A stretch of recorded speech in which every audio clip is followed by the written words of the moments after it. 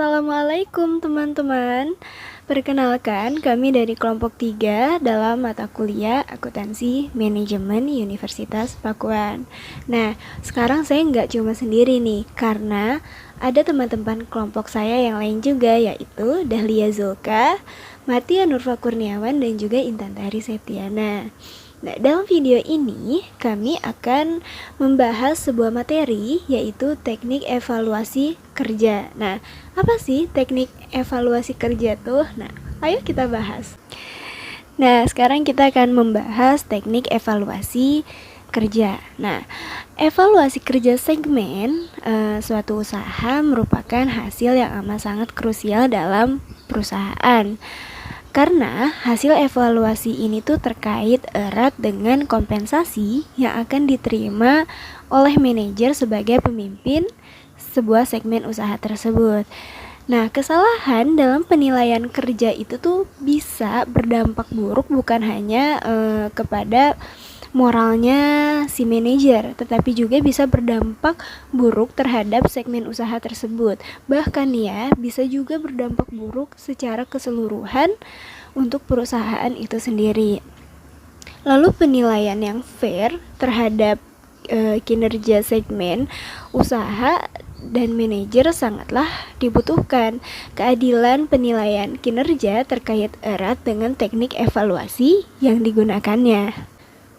Evaluasi kinerja segmen usaha. Nah, evaluasi kinerja ini tuh mencakup dari dua hal. Yang pertama ada evaluasi atas segmen usaha. Yang kedua ada evaluasi individu yang memimpin segmen usaha tersebut. Kedua hal tersebut harus dibedakan. Karena apa? Karena bisa saja kinerja sebuah segmen tidak ada kaitannya dengan upaya yang dilakukan oleh manajer segmen. Lalu manajer juga harus dinilai dari segi prestasi. Mereka dalam mengendalikan cost atau pendapatan atau laba atau investasi yang sudah menjadi wewenangnya. Sementara dari segi usaha atau divisi, penilaian bisa ditekankan pada keberhasilan atau kegagalan usaha yang dilakukan oleh segmen usaha tersebut, bukan oleh orang atau manajer yang melakukannya. Nah, biar teman-teman lebih memahami lagi nih tentang keterkaitan antara segmen usaha, kinerja manajer, dan juga evaluasi kinerja, teman-teman bisa perhatikan di slide 7 ini. Di slide 7 ini ada sebuah ilustrasi. Nah, bisa teman-teman lihat ilustrasi tersebut tentang kompensasi CEO di Home Depot. Nah, teman-teman bisa baca dulu slide tersebut tentang ilustrasi tersebut, karena di slide selanjutnya aku bakalan kasih tahu kalian tentang analisis dari sebuah ilustrasi tersebut. Oke? Jangan lupa dibaca ya teman-teman. Baik teman-teman, karena di slide sebelumnya tadi kan kita udah membaca tentang sebuah ilustrasi keterkaitan antara segmen usaha, kinerja manajer, dan juga evaluasi kinerja. Nah, karena kalian udah baca ilustrasinya, sekarang tentu kita akan menganalisis apa sih yang bisa kita ambil dari ilustrasi tersebut. Nah, analisis ilustrasi tersebut kita bisa baca di slide ke-8, yaitu apa? Keadaan yang tidak menyenangkan tersebut itu mungkin terjadi akibat kepemimpinan Nardelli yang cukup lumayan lama di Home Depot. Nardelli ini tuh jauh dari pelanggan sebagaimana dia jauh dari para pegawainya. Pengurangan pegawai mengakibatkan banyak terjadi keluhan dari Home Depot. Lalu pada tahun 2005 peringkat Home Depot meluncur ke peringkat terakhir dari seluruh retailer di Amerika Serikat dalam indeks kepuasan pelanggan Amerika yang dikeluarkan secara tahunan oleh Universitas Michigan. Lalu bagaimana perusahaan mengukur dan menghargai kinerja akan mempengaruhi kinerja manajer dalam rangka melaksanakan strategi dan mencapai tujuan perusahaan. Lalu sebagaimana ilustrasi Home Depot yang tadi tuh, jika pengukuran tidak tepat dan tidak lengkap, para manajer bisa saja memperbaiki kinerja mereka sesuai dengan metode evaluasi yang digunakan oleh perusahaan, sehingga nantinya akan meningkatkan kompensasi mereka tanpa perlu mencapai tujuan perusahaan. Lalu dalam kasus Home Depot tersebut, Nardelli sebagai CEO menekankan pada kinerja akuntansi perusahaan, bukan pada kinerja saham perusahaan. Dari sisi kinerja akuntansi seperti pendapatan dan laba, kinerja Nardelli memang sangatlah bagus.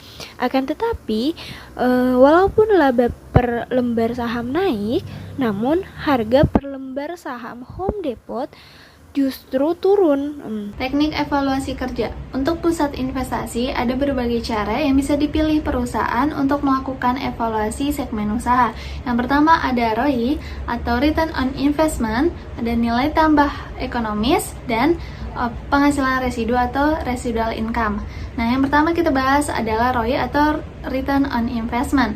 Nah, pilihan investasi haruslah investasi yang bisa menambah laba bagi segmen usaha. Nah, untuk mengukur return menggunakan ROI, rumusnya yaitu ROI sama dengan margin dikali aset turnover, sama dengan laba operasi dibagi penjualan dikali penjualan dibagi rata-rata aset operasi, sama dengan laba operasi dibagi rata-rata aset operasi. Nah, keterangannya yaitu ROI adalah tingkat pengembalian dari investasi yang dilakukan, sedangkan margin memperlihatkan penjualan yang tersedia untuk bunga, pajak, dan laba. Nah, sedangkan aset turnover adalah menunjukkan seberapa produktif aset digunakan untuk menghasilkan penjualan, atau biasanya disebut dengan perputaran aset. Nah, kalau laba operasi itu laba sebelum bunga dan pajak atau EBIT, atau earning before interest and tax. Nah, kalau aset operasi yaitu seluruh aset yang digunakan untuk menghasilkan laba operasi, termasuk kas, piutang, persediaan tanah, bangunan, mesin, dan lain sebagainya. Nah, rumus rata-rata yaitu nilai buku bersih awal ditambah nilai buku bersih akhir dibagi 2. Oke, selanjutnya kita akan membahas contoh perhitungan ROI, margin, dan aset turnover pada divisi mie instan dan kecap di PT Indonesiana. Nah, di sini ada tabel 6.5 data mengenai PT Indonesiana. Ada tahun 2008 dan 2009 di divisi mie instan dan divisi kecap. Penjualan untuk divisi mie instan tahun 2008 itu 60 juta. Tahun 2008 juga divisi kecap itu 234 juta.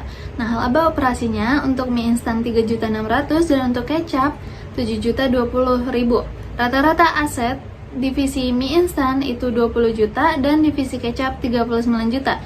Jadi ROI-nya sesuai rumus yang tadi bisa dipakai yang laba operasi dibagi rata-rata aset. Jadi contohnya nih yang mie instan 3.600.000 dibagi 20 juta itu dapat 18%. Nah, untuk divisi kecap juga sama, 7.020.000 dibagi 39 juta itu 18%.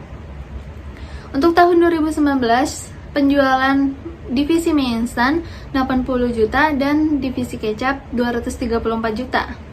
Nah, laba operasinya itu mie instan 4 juta dan kecap 5.850.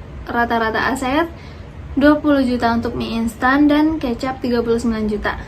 Jadi ROI-nya juga sama, yang laba operasi dibagi rata-rata aset itu dapat 20% dan kecap 15%.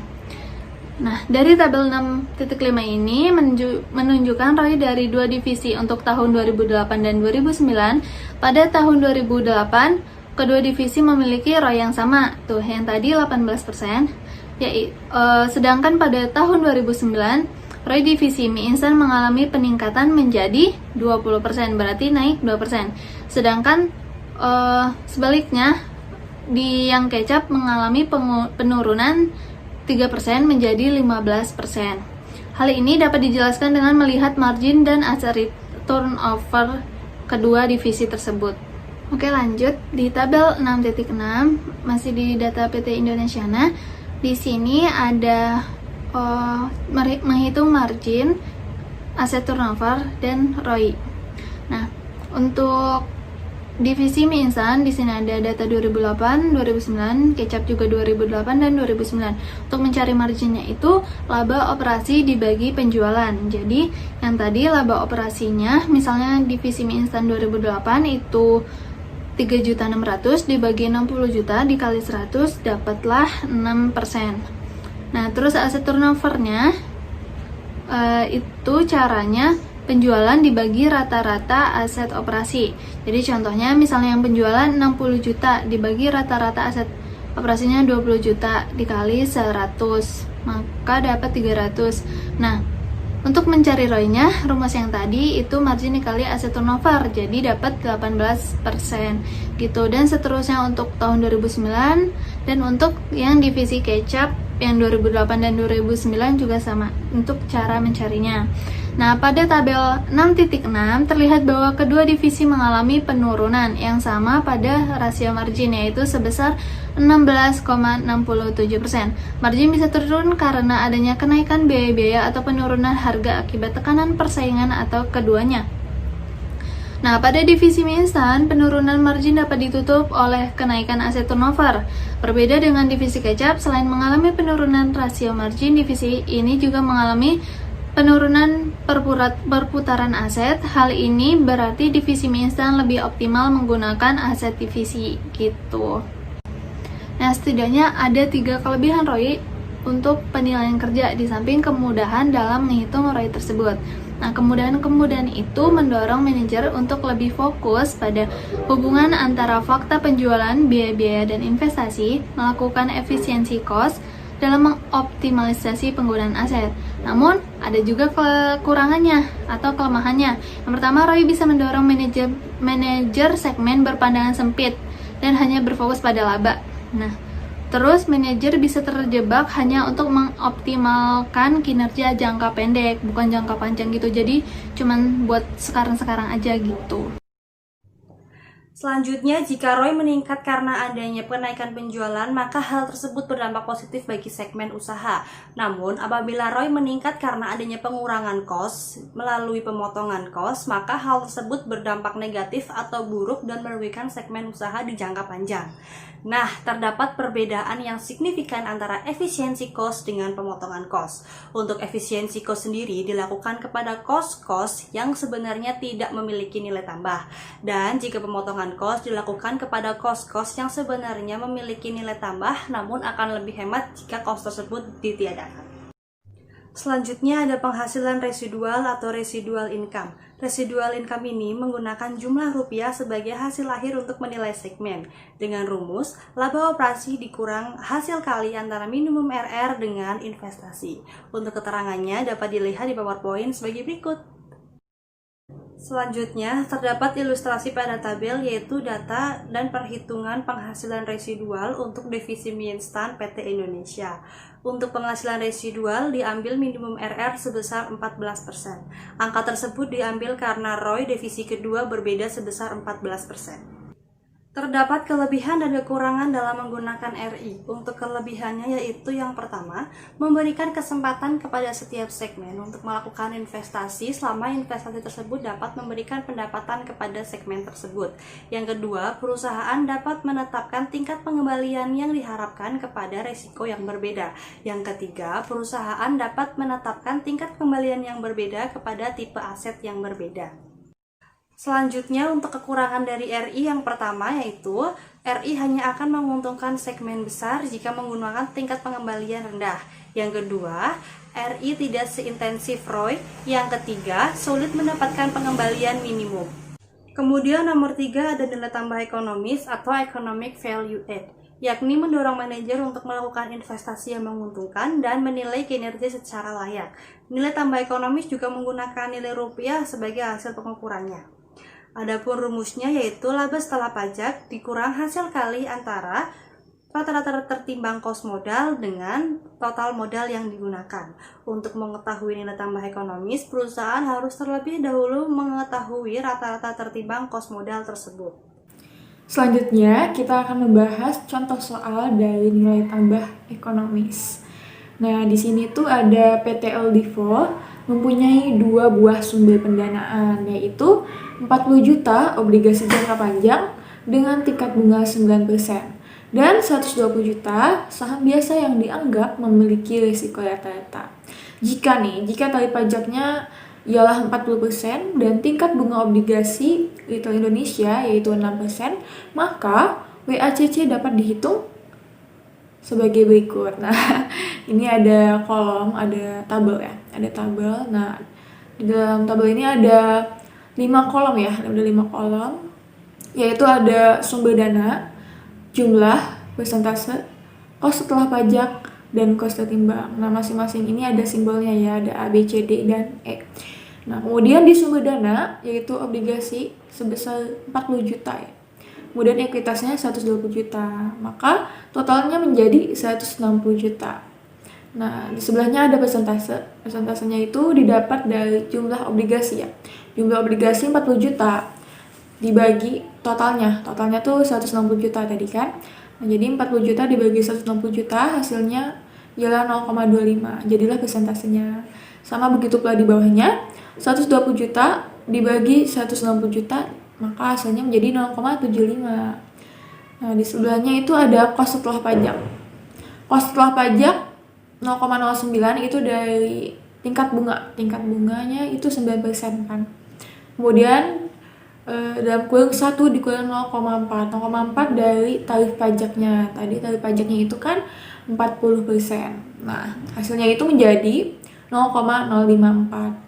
Kemudian di bawahnya kos setelah pajaknya itu kan di bawahnya ada 0,06. 0,06 itu didapat dari tingkat bunga obligasinya. Tadi kan sebesar 6%. Nah, ditambah 0,06. Yang ini 0,06-nya dari 1 dikurang 0,4 yang tadi yang di atasnya. Nah, kita totalin deh, kita jumlahin, hasilnya menjadi 0,12. Nah, di kolom sebelahnya ada kos tertimbang yang simbolnya E. Rumusnya itu ya, itu sebagai umpama rumus. E sama dengan C dikali D. Tadi kan yang C itu adalah persentase dan yang D itu adalah kos setelah pajak.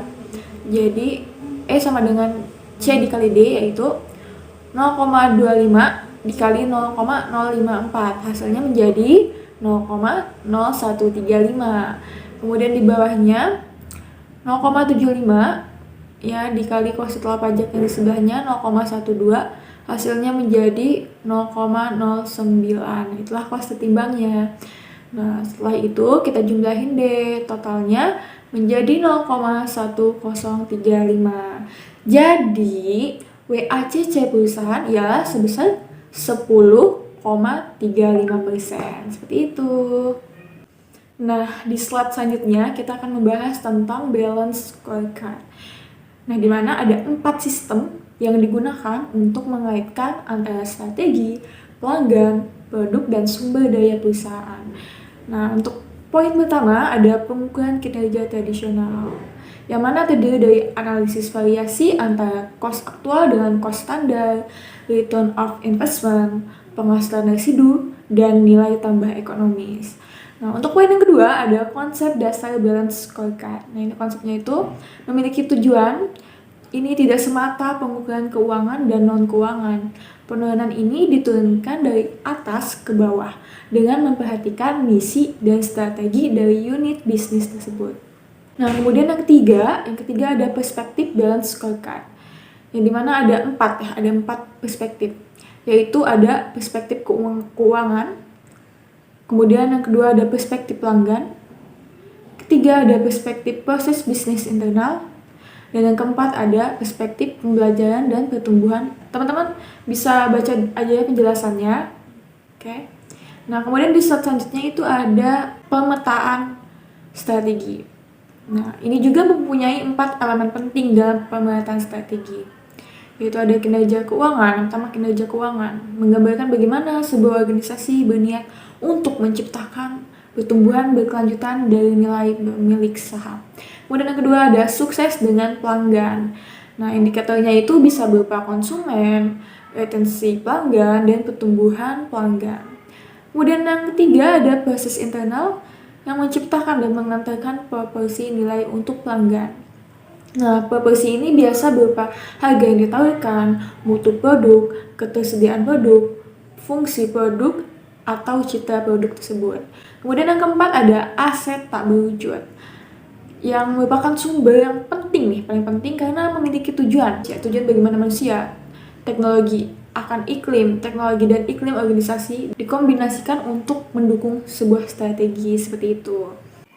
Nah, di slide selanjutnya ini keterkaitan pemetaan strategi dengan keempat perspektif.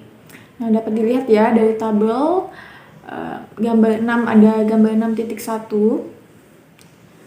Itu tentang pemetaan strategi model sederhana untuk penciptaan nilai organisasi sektor swasta. Jadi ini untuk sektor swasta ya, dimana strateginya itu ada 4, yaitu perspektif keuangan, kemudian ada perspektif pelanggan, perspektif internal, dan perspektif pembelajaran dan pertumbuhan.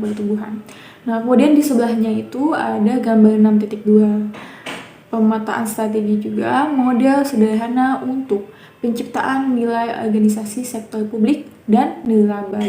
Berisi misi. Nah, perspektif pendonor, kemudian ada perspektif pelanggan, ada juga perspektif internal, kemudian yang terakhir perspektif pembelajaran dan pertumbuhan. Nah, teman-teman bisa baca secara detailnya di slide ini. Nah, sekian pembahasan tentang teknik evaluasi kerja. Selanjutnya akan ditutup oleh teman saya. Makasih. Baik, sekian pemaparan dari kelompok 3. Mohon maaf kalau banyak salah. Semoga bermanfaat, dan juga jika ada saran, kritik, atau masukan boleh komen di bawah. Jangan lupa like, comment, subscribe, dan di-share juga boleh. Bye-bye. Assalamualaikum warahmatullahi wabarakatuh.